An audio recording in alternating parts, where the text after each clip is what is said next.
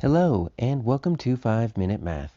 Today we are looking at the 7th grade concept of addition and subtraction, specifically how we can solve word problems with mixed numbers, and we will do it in 5 minutes or less.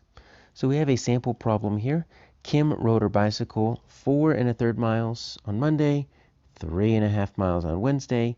We got a goal of 10 total miles. So if we just wanted to represent that with a strip diagram, we've got our total of 10 miles, and we know that she is looking to add to her current totals of 4 1/3, and then we've got 3 1/2.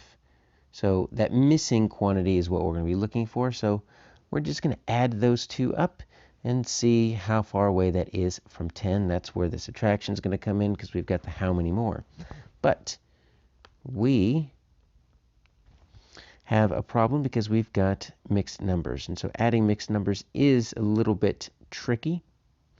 And so let's see what we have here. We've got 4 and 3. So if we wanted to, right, we can go ahead and add our whole numbers, right? So 4 and 3, that's going to make 7. But we know that we're going to need to deal with our fractions separately, so we cannot add fractions if they have different denominators.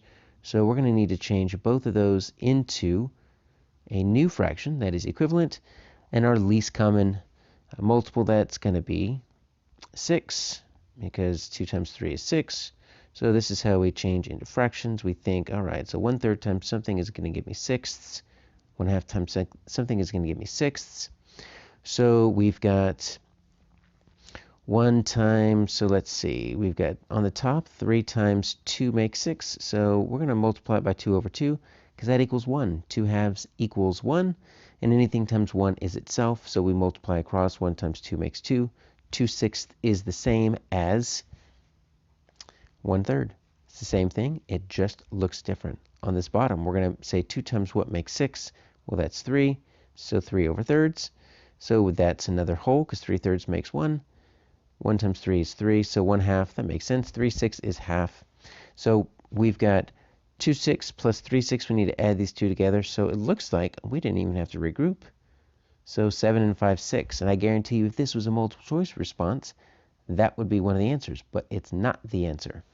All we did was add up 7 and 5/6. So we need to figure out, okay, how much more do we need to get to get to 10? So we've got a few different ways that we can do that. One would be to just straight subtract. All right, so let's subtract here.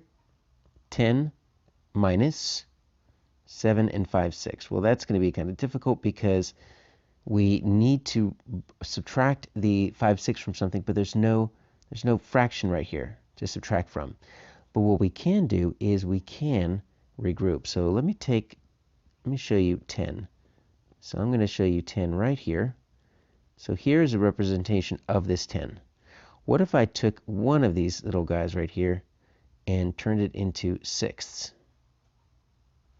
So I've got 1, 2, 3, 4, 5, 6, 7, 8, 9 wholes.